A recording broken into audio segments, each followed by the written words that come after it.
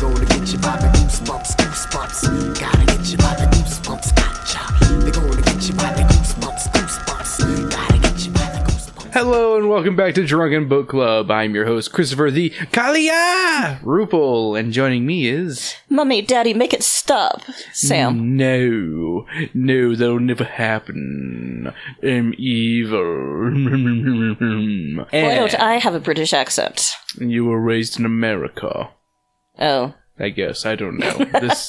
You make no sense, child.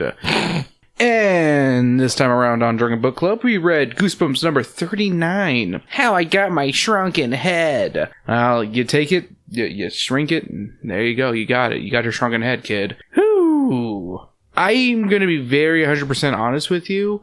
Going into this one, I did not remember it going like this at all. I thought for some reason the ant was a bad guy, because I was like, when I was reading the book, I'm like, oh, the ant's the bad guy, right? And it's like, oh, no, she's a good guy. And it's like, oh, in the TV show episode, the ant's the bad guy, right? And it's like, no.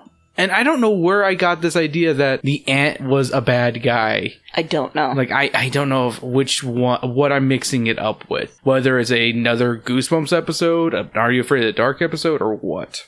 But Sam, going into this one, what medium did you go through? Did you listen to the ebook? Did you read it?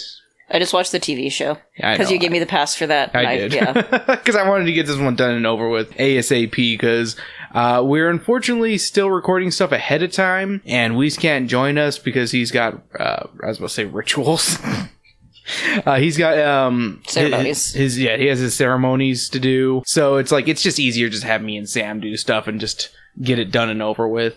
But Sam, okay, so going into this one, did you have any first impressions? Did you have any like inklings what this one would be about? Because this is a weird one, without a doubt. Especially like the TV show episode, for what it's worth, follows the book pretty closely. Like they changed some weird dumb things. But Sam, did you have any inklings? Did you have any ideas what this one was going to be about? Especially with a title like How I Got My Shrunken Head. Kid gets a shrunken head, and that's not the most interesting thing that happens, because that's always how these titles work. But yeah, I wasn't sure it was one of those like, oh, thanks, aunt or uncle, because that's usually who I get these from.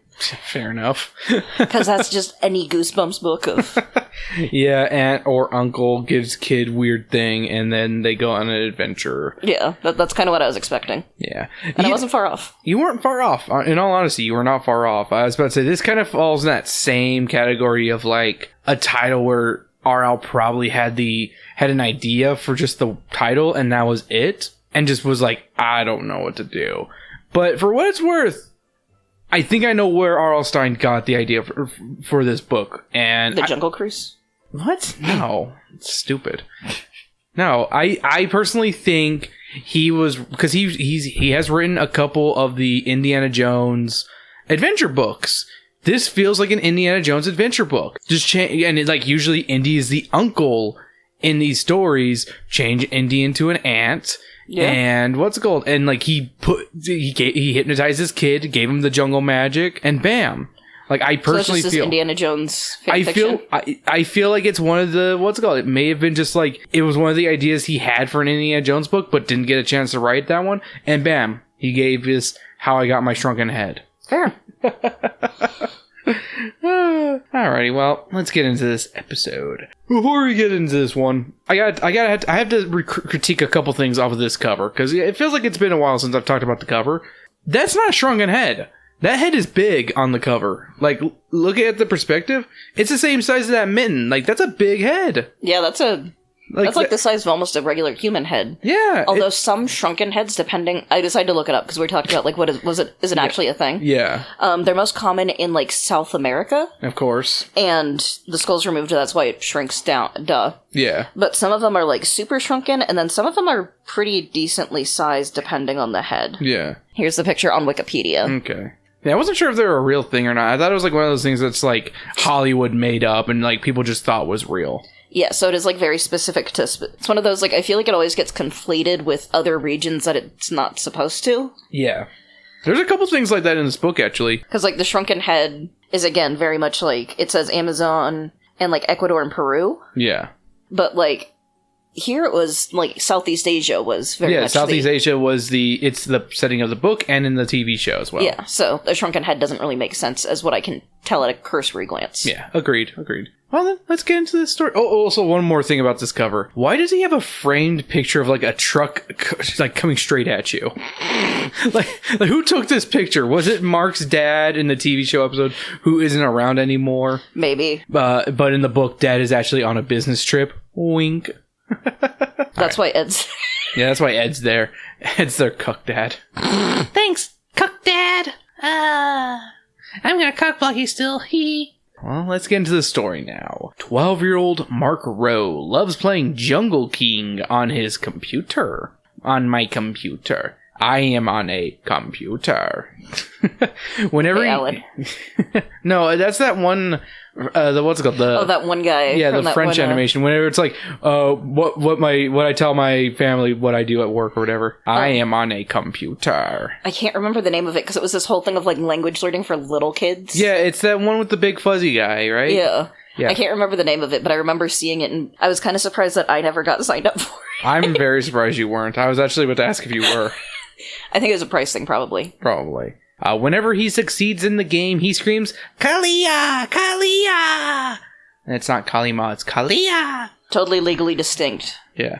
A phrase which popped in his head one day. While Mark is playing the game, a woman arrives at his front door. The woman... Also, Sam, you miss out. You miss out on one of the greatest things of, like, 90s, like throwback. So his friends are over to play the game too. And, like, after a while, they're like, we don't want to play this anymore. Can we play any other multiplayer game? Can we play anything else? And he's like, no, we're having fun, guys. We're having fun. This is my house. I get to pick the computer game. Pretty much. Like, they want to play March Madness basketball, Mutant Football, or one of the kids' brand new games, Battle Solitaire. And, I mean, those are pretty much just NCAA basketball, Mutant League football, and Battle Chess. Yeah. Or as I like to call Battle Solitaire, the newest Balatro title. Yeah, I was gonna say, that sounds like some Oh no, there was a horse jockey game on the 3DS that was a solitaire game. Really? It was fun. Yeah, neat. It was one of those downloadable ones? Yeah. I figured. I think it had like $8 for it at most. Fair enough. The woman introduces herself as Carolyn Hollings, the assistant of Mark's Aunt Benna. The woman brought with her a 100-year-old shrunken head, a gift from his Aunt Benna, an explorer. The head is from the jungle of Balladora, which Aunt Benna has been exploring for over 10 years. That night, when Mark goes to bed, he suddenly hears his name being whispered, and believes it to be the head. When he investigates, it's only Mark's sister Jessica playing tricks on him. Actually, no, it wasn't playing tricks on him. Like, the book makes it sound like that, but no, she had a legit nightmare and was like, can you get me a glass of water? Okay. But that's still very much an R.L. Stein thing. I can feel the cut right there. Yeah. Like, it literally is like that, but no, it's like, she's like, it's a literal, I fool up. No. Complete with the face. Yeah. Because, yeah, it goes, Mark, terrifying whisper. Mark, the error whisper grew. I sat up straight, yada, yada, yada. Okay, I swallowed hard, my heart pounded. Huh? You? What's your problem? I had a bad dream, she stammered, and I fell out of bed. I flew up. It felt like that, the Charmander, I flew up. So just, that's funny, though. Jealous that he got the head and not her. Again, that's not what happened, apparently. And he doesn't have a sibling. Oh, wait, never mind. I read the wrong part, actually. Okay. I was half listening to you. Because, yeah, she does play a trick on him by saying that she got bit by the shrunken head. Oh, okay.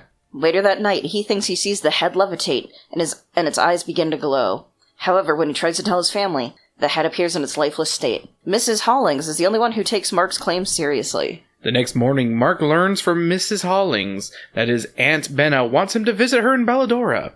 He is promptly flown there by airplane, and he's brought his shrunken head as well. Mark meets Carolyn's brother, Dr. Richard Hollings, and Dr. Hollings' 12-year-old daughter, Corrine.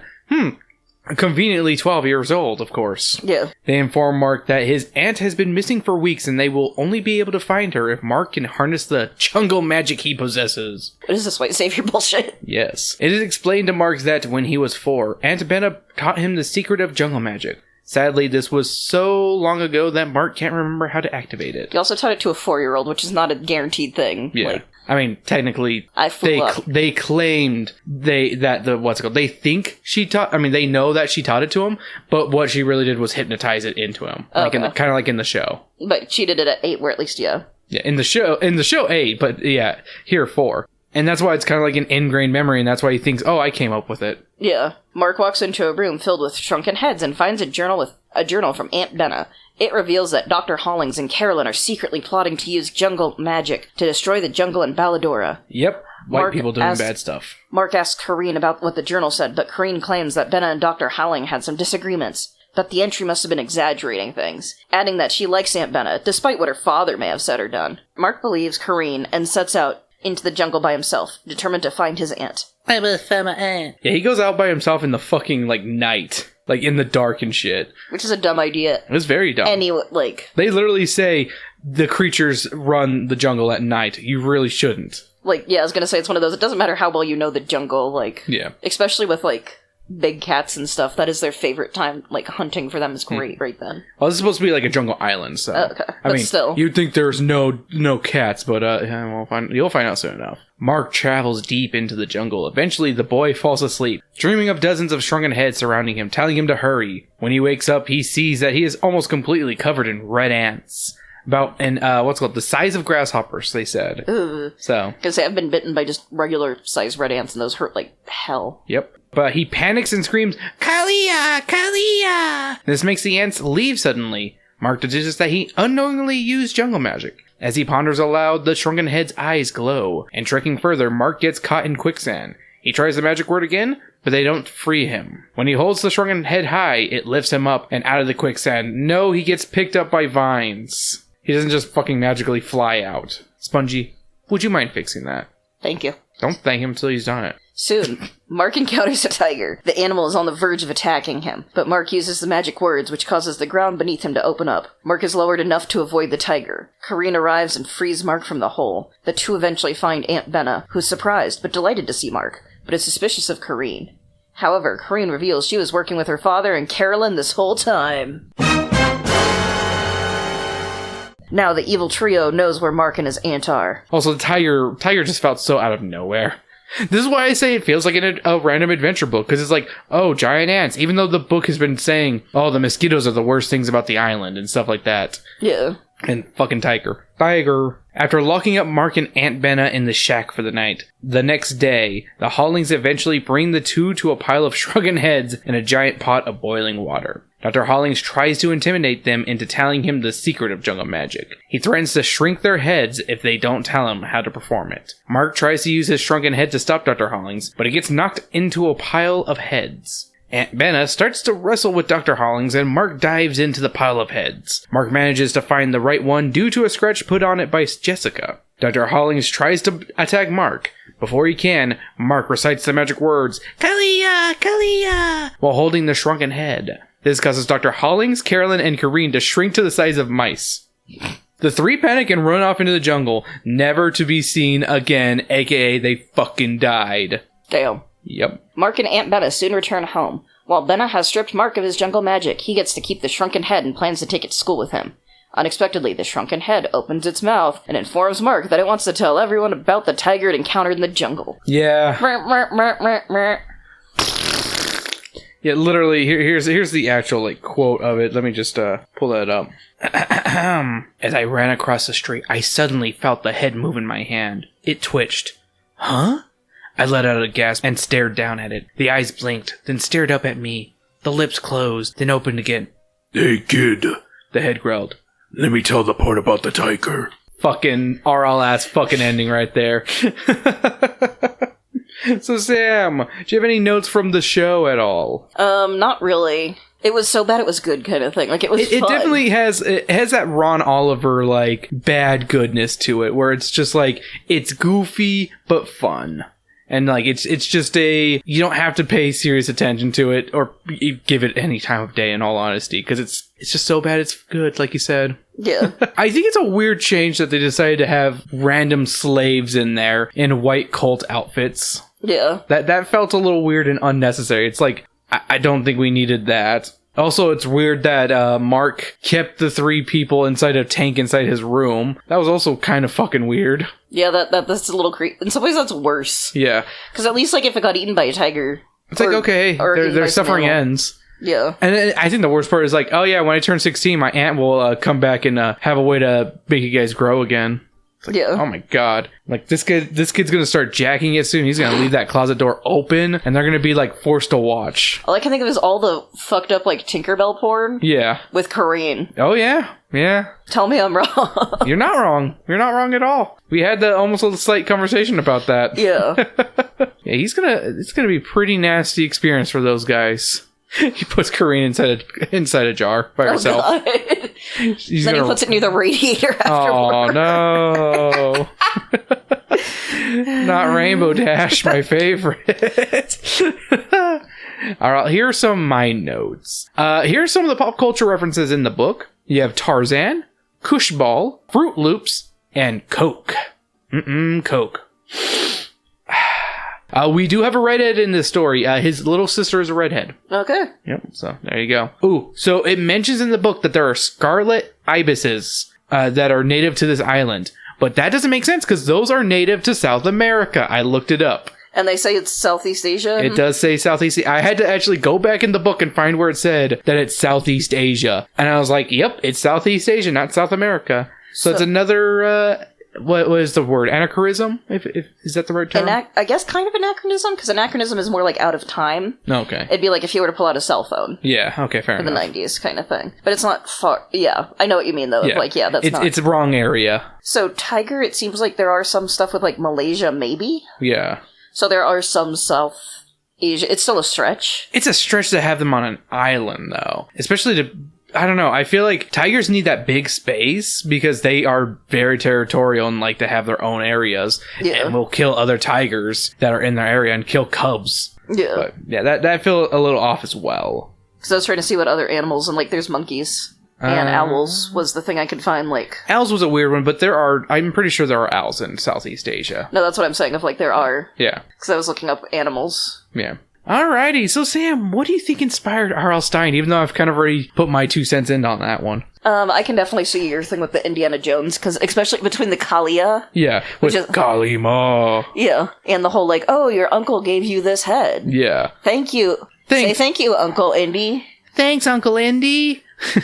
Like, yeah. Like, it literally does feel like in one of the Indiana Jones adventure books, and I kind of want to look and see if there's any that take place with, like, shrunken heads or something, because I feel like there probably is. But I actually have a couple other ideas of what could have inspired R.L. Stine. Honestly, the kid is playing a game called Jungle King, where he swings on vines and avoids alligators and stuff. Does that seem like a game you might know, Sam? My brain is spacing on the name, but yes. Pitfall. Yeah. And there was one that came out in the early 90s for the Sega Genesis called Pitfall: The Mayan Adventures. He could have been inspired by his son playing that game, and, you know, he always refers to it as Nintendo no matter what. Yeah.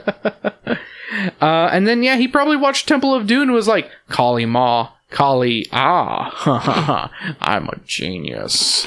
So, Sam, how about some questions? Do you have anything for this one? I don't. Yeah, I was about to say, don't lie to us at all.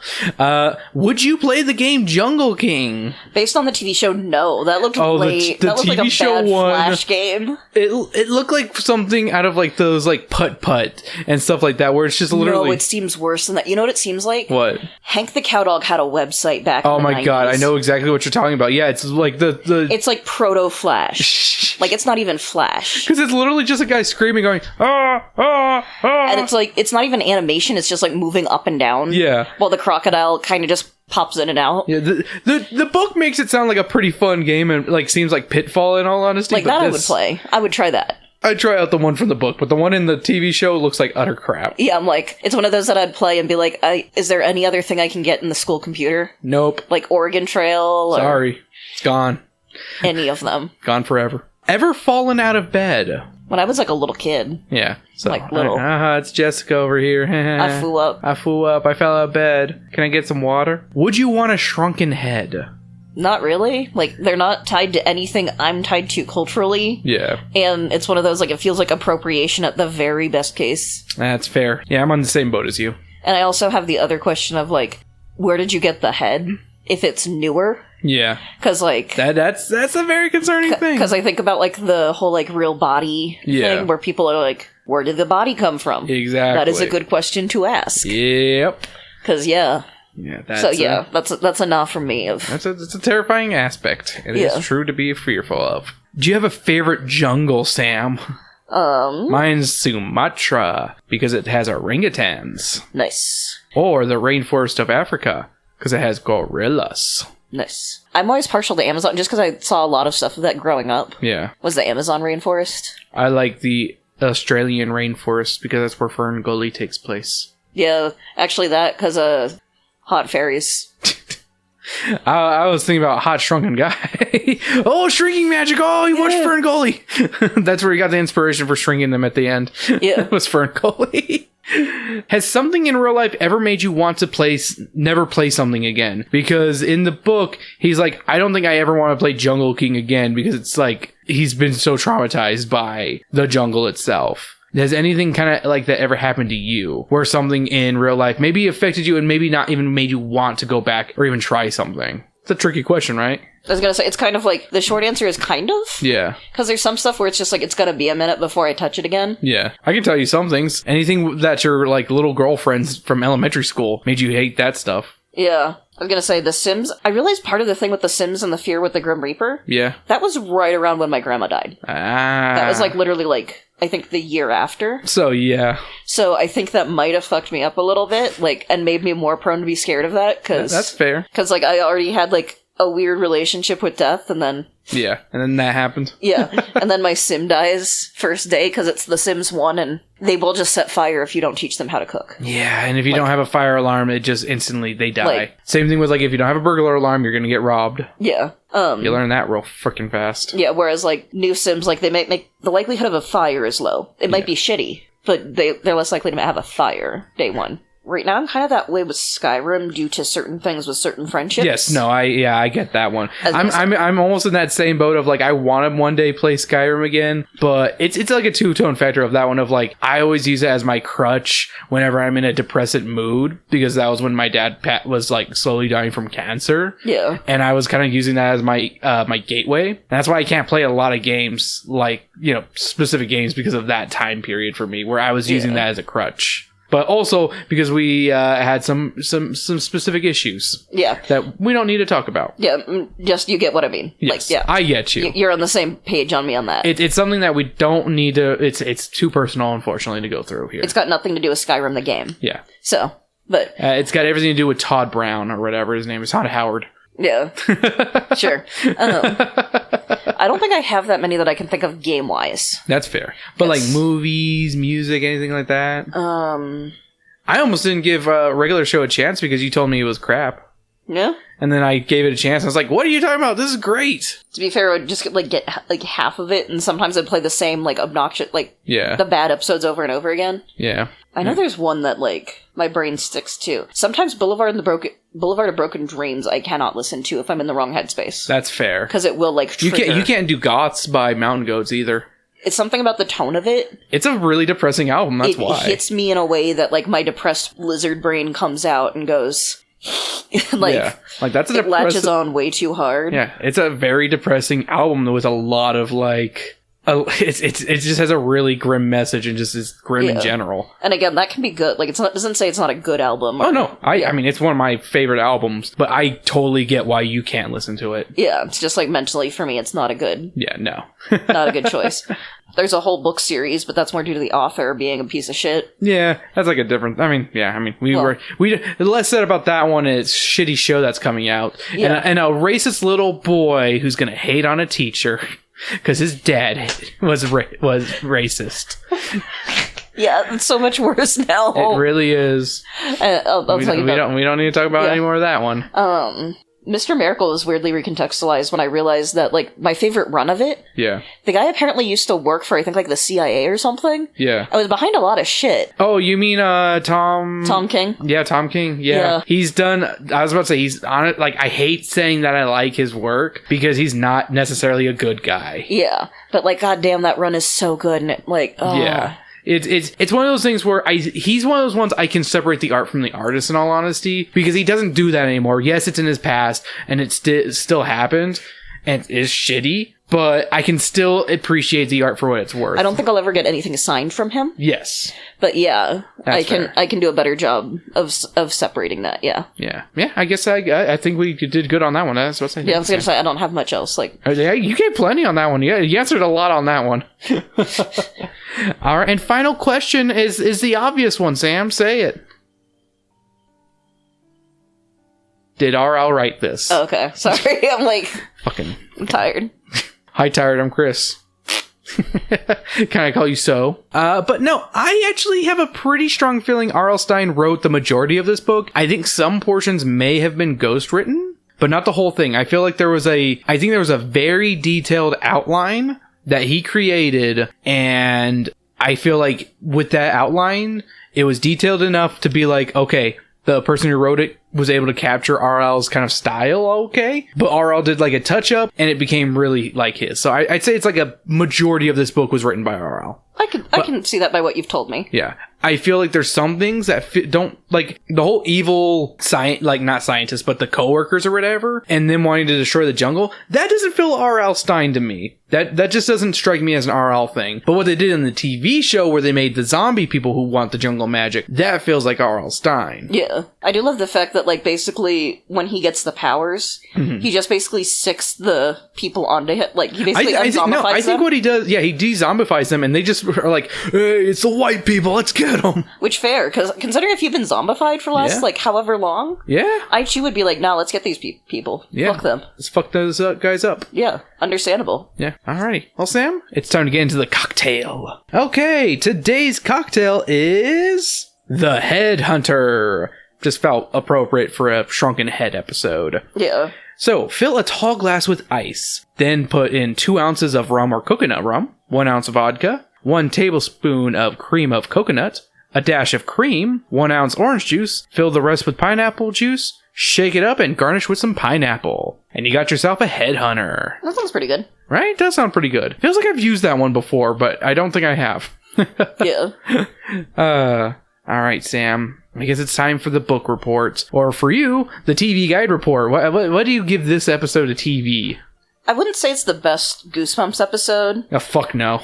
but it is entertaining. Yeah. Like, we had a lot of fun Yes. with how ridiculous it was. Also, there is a Lovecraft random mention. Right? Yeah, that was so weird. Because, like, she says, like, oh, with them here from Miskatonic University. Yeah. Which is a Blink If You Miss It reference, which I only know because we had a friend that was really into, like, Lovecraft stuff. Yeah, that was so random. So I was like, wait a minute, so I looked it up and I'm like, yeah, it's an old Lovecraft. Like, it's their, like, we can't use any of the specific actual Ivy Leagues. Yeah. So this is, like, they're from this Ivy League. Yeah. So random. Like, it came out of nowhere. Yeah, it's not one that I would say is great, but it's fun. Yeah. And I feel like in a Goosebumps TV show, that goes a whole lot more than being really well written or really well acted, because you have kid actors and a 30-minute show. Oh my god, the kid actor who played Mark was fucking amazingly bad. He was so bad. He had some good moments. Kalia! And then he was such a little smartass. He was great. Like when he's singing in the thing where it's like, thanks, that was really helpful. Could you hurry up, please?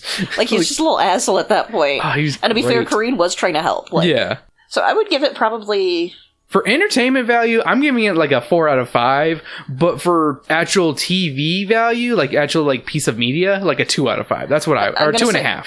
I'm gonna say it's like a 3 out of 5 overall with those averages, because I agree of like, Like, I mostly would go in for, my Wii score is 4, but my realistic score is 2, like a 2, not even 2.5. Yeah, that's why I'm just kind of split the difference and being like, it's around a 3. Yeah. Because, it's one of those, like, you can turn your brain off and just have fun, but it is also bad. Like, I'm not gonna pretend like it's good. Yeah. But my book report is, this one feels like a really fun choose your own adventure book. The action and adventure aspects are strong in this one. Yet I find the horror to be alright, if not a bit tacked on. I think RL could have done better than ants and a tiger to scare us in a jungle. Especially when they keep being like, oh, be careful with the mosquitoes, they'll fucking get you. Like, I feel like that should have been the thing covering him in the jungle, because that is so much, I don't know. Ants are scary, but like being covered in mosquitoes, like, no matter what, like, both suck, but I feel like mosquitoes are so much worse. Yeah. Because they're actually biting you and making you fucking itch like crazy.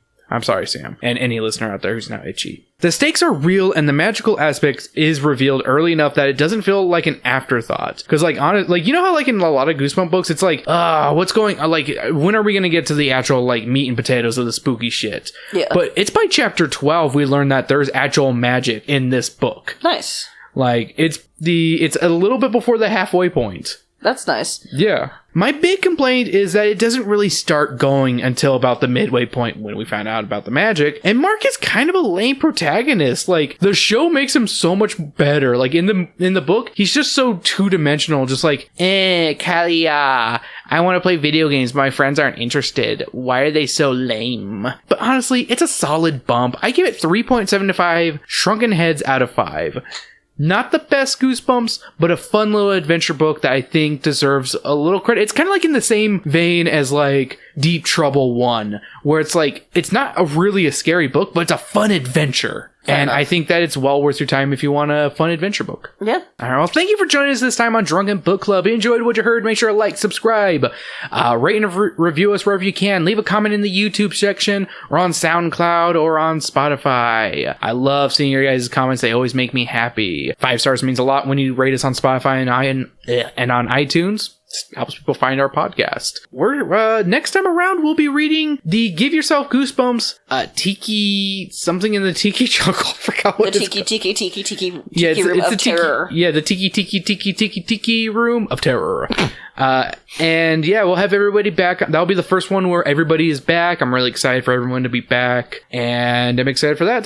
But if you want to support us further than just for free stuff, you can support us for $1 a month at patreon.com/DBC and DMM. You get a bonus episode every week. You get these episodes up early, unedited, but the audio is cleaned up. And you get the show notes for any episode that has show notes like this one. And I also give a shout out to all current patrons like Trey and Weiss. Woo! Thank you guys so much. We're putting that dollar to good use. Like buying grocery. Just single grocery. In this economy? A whole grocery? Yeah, a whole grocery. It's a lot. I was gonna say that you really stretched that. What'd you get, like beans with that? Or rice? I didn't get anything. But thank you so much, guys. And thank you so much for joining us this time on Goosebumps. Or on Drunken Book Club. Goosebumps number 39. Did I say 39? Goosebumps 39, How I Got My Shrunken Head. And don't forget to join us next time for the final Slappy book in the original Goosebumps lineage. Night of the Living Dummy 3, Sam. Get ready. Yeah, you're excited. I know how much you love Slappy. Love slapping them bootish. Clapping them cheeks. That's why I call him Clappy. Well, thank you for joining us, guys. And I'm going to shrink you out. Oh